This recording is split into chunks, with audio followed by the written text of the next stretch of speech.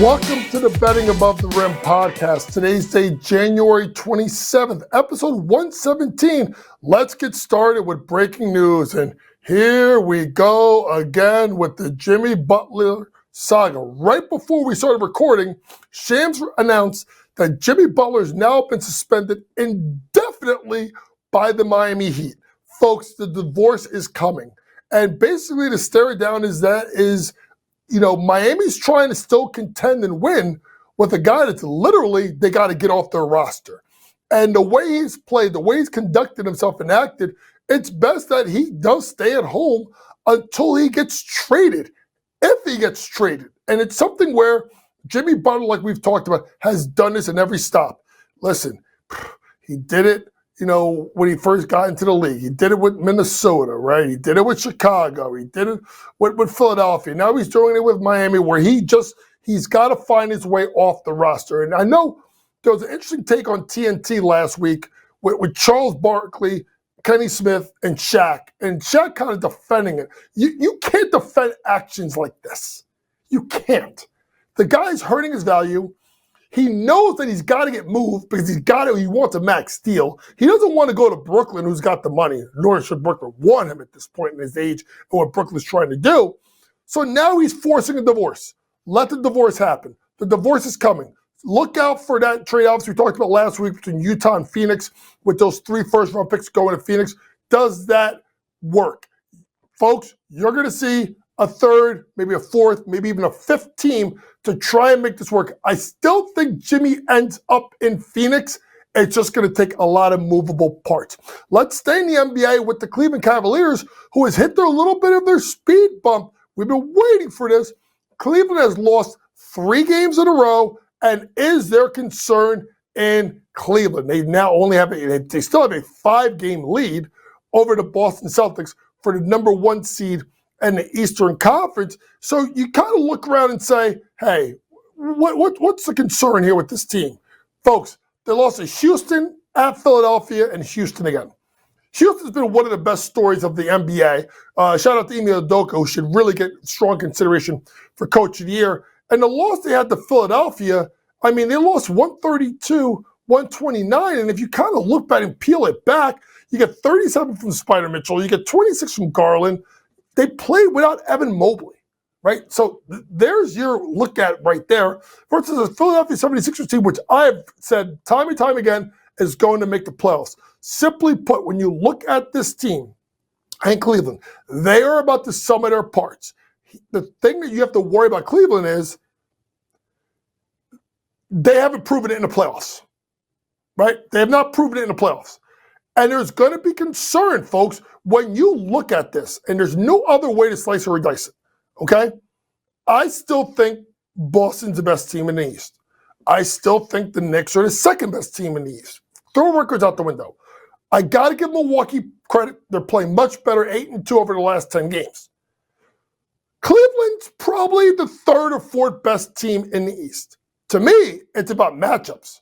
Did he match up better with Milwaukee, Boston, or New York? If they see a team in the playoffs, if they want to see Milwaukee first, then they want to see the Knicks, then they want to see the Celtics. For them, it's about matchups.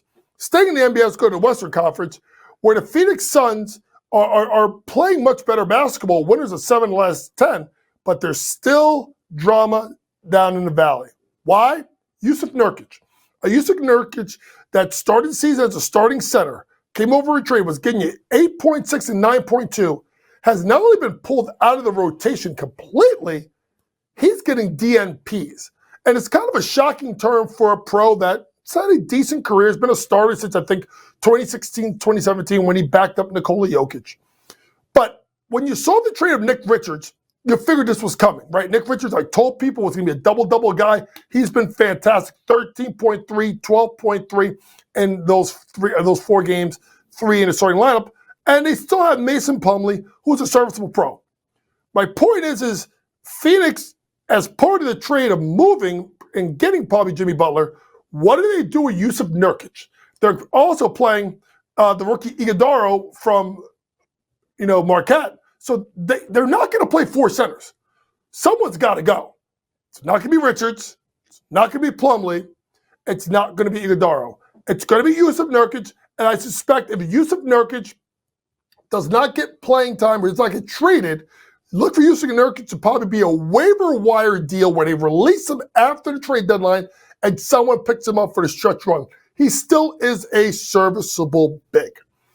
I wanted to end this tip-off topics talking about college basketball, not college basketball, the WNBA, as there was a major trade that went down in WNBA last night. And now Shams is reporting WNBA stuff all of a sudden. And the three-team blockbuster trade went like this. The Seattle Storm acquired the number 2 pick in the 2025 WNBA draft, along with other assets, and part of a 3-team trade, in which the Los Angeles Sparks got the number 9 pick, right? And then the Aces bring the number 13 pick, but that's not the key. The key is Kelsey Plum going to LA, Jewel Lloyd going to Las Vegas. So how does this break down and how do I see it? Okay, I want to kind of take you through this a little bit. Okay, let's start with the Sparks. The Sparks wanted Paige Beckers. Paige Beckers wanted the Sparks. The Sparks didn't win the lottery. That went to the Wings. The Wings want Paige. Paige don't want to go there, right? So that's going to be a little bit of a staring contest. I still think Paige comes out, right? Or if maybe they go with Iriafen, right? So here's the problem, folks. Here's what people need to realize. If you look at Los Angeles, they have Cameron Brink, they have Darica Hamby, they have Rickea Jackson. They got their front line set, right? They need a point guard. So where do they go to get the point guard? They thought it was going to be Paige Beckers. Here's the problem, folks. Paige may not be there at 2 because she may go at 1, right? Then there's Olivia Miles, the star guard out of Notre Dame. I think she may go back to Notre Dame for her senior year to play another year in Hannah Hidalgo. Remember, she had the ACL tear, missed all of last year. So now Los Angeles is stuck. So now they get a proven scorer in Kelsey Plum. Remember, I talked about her maybe going to the Valkyries. She is from California. And because she scored, she had to be traded. Let's go and look at it as Las Vegas' thing. They think Jewel Lloyd as a number 3 or 4 scoring option is very good. I don't think Jewel is a number 1 scoring option. She was great as a number 2 with Stewie in Seattle. Now she slides in as that 2nd, 3rd, 4th time. Probably I would say 2 or 3, depending on how she's going, because everything goes through Asia Wilson. So that's something to watch out for there as regards to that. My concern with Vegas, with Chelsea Gray, with Jackie Young, with Jewel Lloyd, they're small 1, 2, 3. I think that hurts them on the rebounding. I still don't take them over to Liberty. We'll talk about that in our award tour. Lastly, for Seattle, they get a chance of picking up a good draft pick at number 2. Now, Seattle is going to be a sleeper team, folks, because they got Megaber. They're going to get Wumake back. Skylar Diggins-Smith will come back. That team was a top 4, top 5 team. If you look at the WNBA, it's New York, it's Vegas, I think it's Indiana. Maybe that 4th team is still Seattle. Some of these other teams, Chicago, not good. Phoenix may lose Brittany Griner. The Suns are in a state of flux with all the free agents. There's still a way to look at this team to be a possible top 4 or top 5 team in the WNBA. Coming up after the commercial break, we'll get to our award tour. We'll look at a future market with the Atlanta Hawks, if we think they make the playoffs or not. We'll look at who I think will win the WNBA title. Hint, I kind of gave it away. Does Carolina make the NCAA tournament? And does SMU, yes, the Pony Express, do they make the tournament? We'll be back with our award tour after this commercial break.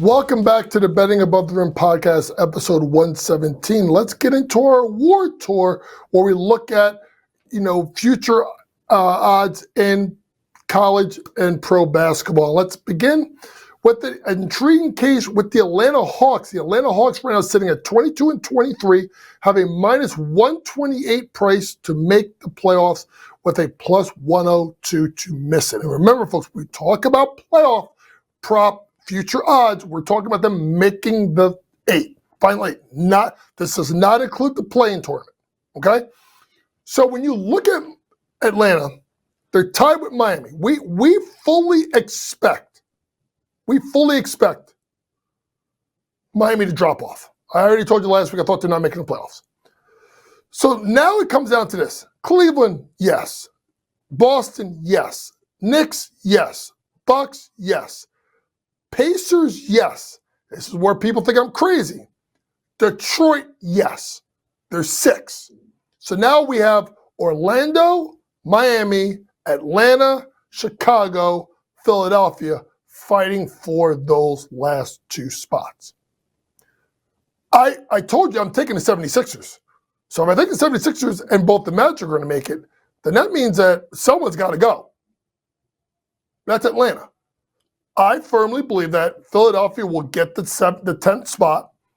They will win, and they will find a way to get their way in along with Orlando, which leaves Atlanta looking out. And listen, the Atlanta Hawks team that's played relatively well this year. And Atlanta Hawks team, did you say, wow, what do you think, Coach? What are your other reasons why? They also have the 12th toughest schedule the rest of the way, right? You look at Philadelphia. They have the 26th toughest schedule the rest of the way. They have one of the easier schedules left in the NBA. Miami, throw them out, forget about it. Chicago, they're 10th, forget about it, right? I think because of the fact that the easier schedule of Philadelphia, coupled with the hardest schedule for Atlanta, and I think Philadelphia's going to make a run and get in, I do like the Atlanta Hawks at plus 102 to miss the playoffs. Let's jump from the NBA to the WNBA. Whereas after the trade, I was curious to see where the market was in regards to winning the WNBA title.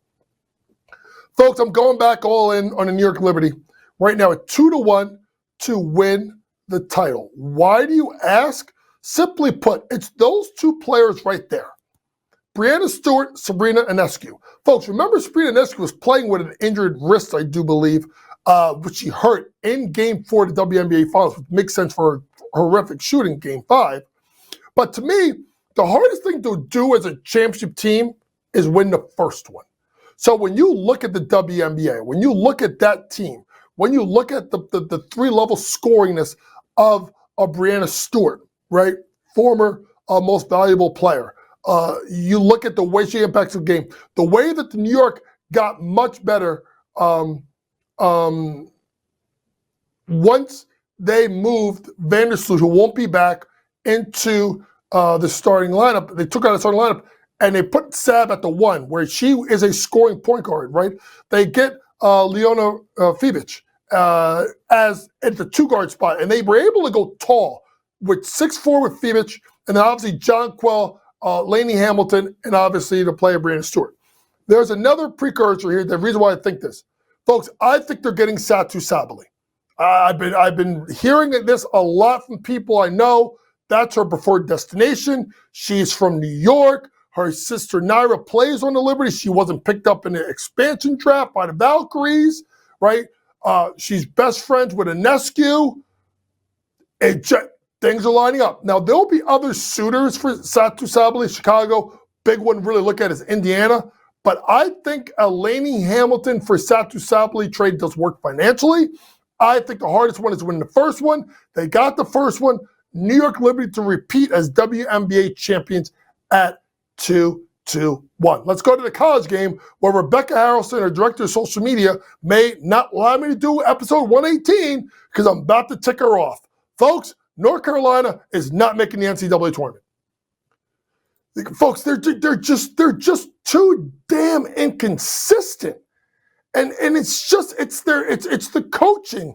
And people want to talk about what Hubert Davis should be or should not be there. To me, it's about who he has surrounded at staff. Yes, they're sitting 6-3. But ready? I think Duke's getting a bid. I think Clemson's getting a bid. I think Louisville's getting a bid. Wake Forest, I think they get a bid. I think Pittsburgh jumps some teams and they get a bid. And the team that is on the outside looking in to me, even though they have a 6-3 record, is Carolina. I don't see the quality wins. They struggled to get a 102-96 win versus BC. They still got to go at Pittsburgh, at Duke. They played Pittsburgh twice. They got to go at Clemson, at Syracuse, Duke again. This is too tough a schedule. I love Hubert Davis. I love that university. I love watching them play. But RJ Davis, it's just not in the cards for them. They are missing, especially that center position, that what Armando Bacot gave them for so long. North Carolina not to make the tournament. But if a team is going to make the tournament, pony up. It's SMU. At plus 160 to make the NCAA tournament. Remember, SMU is now in the ACC, right? They're sitting with a record of 6-3 as well. So I'm taking one 6-3 team over the other 6-3 team, right? Yes, they have a bad loss to Louisville by 25 points. They got blown up by Duke. They don't have the quality wins, but I'm looking down this pipe. They got Cal home, Stanford home, at VTech, Pittsburgh home, Wake Forest at home, at Notre Dame, home Clemson. They don't have to play Carolina or Duke the rest of the way. They have a far easier schedule down the stretch than Carolina. And even though Carolina's got a 15-point win at Chapel Hill, the schedule down the stretch for SMU makes it more likely for them to make the tournament at plus 122. That's why I'm taking them. And I'm going to go minus 108 for Carolina to miss out. Coming up next, we get into our scouting report as we break down some big games in NBA, including LeBron heading to Philly to take on Tyrese Maxey and the Philadelphia 76ers. The Denver Nuggets try to rebound after giving about 102,000 points to New York Knicks. And then old school Big East, St. John's, Georgetown. This is your Betting Above the Rim podcast. We will be back with our scouting report and a buzzer beater after this commercial break.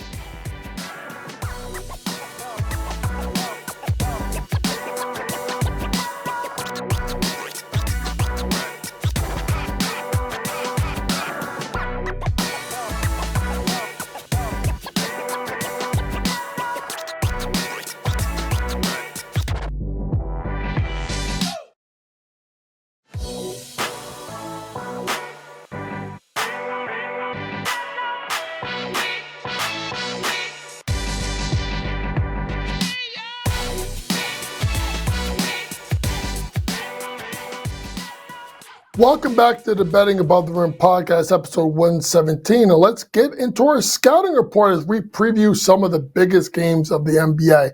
Leading off with a big game in the Philadelphia as LeBron James and AD and company head east to take on Tyrese Maxey and the Philadelphia 76ers. Remember, folks, Lions are not out. It's a heavy slate on Monday night. Look for my scouting report tomorrow to kind of give you my thoughts and my leans in regards to this match. Right now, SportsGrid gives it a 51% chance of a win by the Philadelphia 76ers. And I agree with this. I think this Philadelphia 76ers team is playing much better. You got to remember, folks, number one, Lakers are going to be on the second leg of a back-to-back. They got to play at Charlotte. Maybe Charlotte pushes them a little bit. Then they got to head to Philadelphia. So right off there, you have a rest advantage Philadelphia, back-to-back LA, right? That's the other thing, right?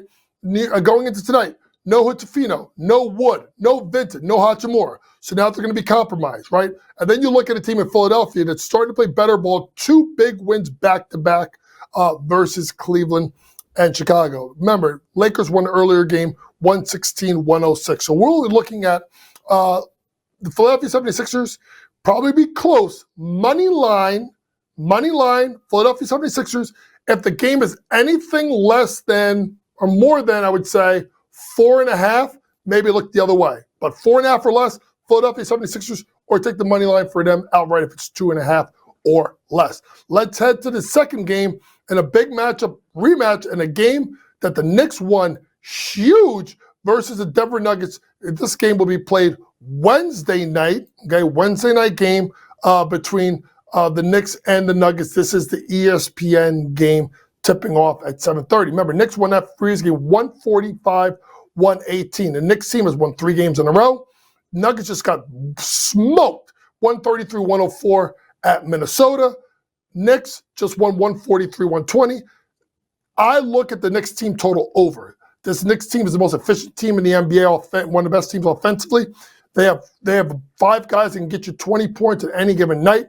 They seem to score and score really well. And look for the Knicks to go over their team total. They're going to probably be hanging that thing at about 115.5, 116.5. I think the Knicks clear 120 plus. Look for the Knicks to go over their team total over. Go to the college game. St. John's, Georgetown. And it makes me think about 1985. You know, we just lost Louis Carnesecca not too long ago. We lost John Thompson. I pray to Patino, wears the Louis sweater. And I pray the coach of Georgetown, I don't know why I'm blanking on him right now. It's crazy that I'm doing it, that he wears the sweater as well to honor the great Louis Carnesecca. But I like St. John's here. St. John's has played really good ball. I told you I think St. John's is winning the Big East. They play this up-tempo style of play. They'll probably hang the over-under at about 140, 143.5. Look for this game to go about 150 or so. Ed Cooley is the coach of Georgetown. There, it just came back to my head. But I like St. John's to win, and if you like anything, go over. Last big matchup, Kentucky-Tennessee. Now, Kentucky has started to hit a little bit of a rough patch, and I don't even know what to say when you call about rough patches, folks, because the SEC is loaded. These are 2 teams. Kentucky has dropped 3 spots. They're now 14-5. And you got to look at the fact of Kentucky is on a little bit of a losing streak, losing 2 games in a row before they go at Tennessee. Give me the Vols at home. Rick Barnes will have that team fired up. It'll be a good game. Look for that game to be slowed down. Now let's get to our buzzer beater topic. And the NBA announced their All-Star game last week. And I didn't get a chance to talk about it. So the East starters are Jalen Brunson, Donovan Mitchell, Jason Tatum, Giannis Antetokounmpo, Karl Anthony Towns. The West is Steph Curry, SGA, LeBron, KD, and the Joker. And it sets up an interesting thing about, like, is it about legacy and what you've done for the game, or is it about your play? If you look at the East, it's about the play. If you look at the West, it's about the legacy. You can't argue any of these 10 guys. The only argument you're going to have is if LaMelo Ball got over Brunson. That would have been a huge mistake. But every other person in this list, it earns the honor. And for the New York Knicks, for the first time in 50 years, 1975, do you know who it was? It was Clyde Frazier and Earl the Pearl that both made the starting team in 75, and the MVP was Clyde. I think Brunson went to this year. This has been your Betting About the Rim podcast, episode 117. For all things sports gambling, download the Sports Grid app. Pre-game, in-game, post-game, props, predictions, and more from the very best in the sports gambling industry. For my producer, Matty George, who always does a great job, Vinny, who does a great job with the graphics, thank you for listening, folks. And always remember, it's smarter to be on Sports Grid. Good night.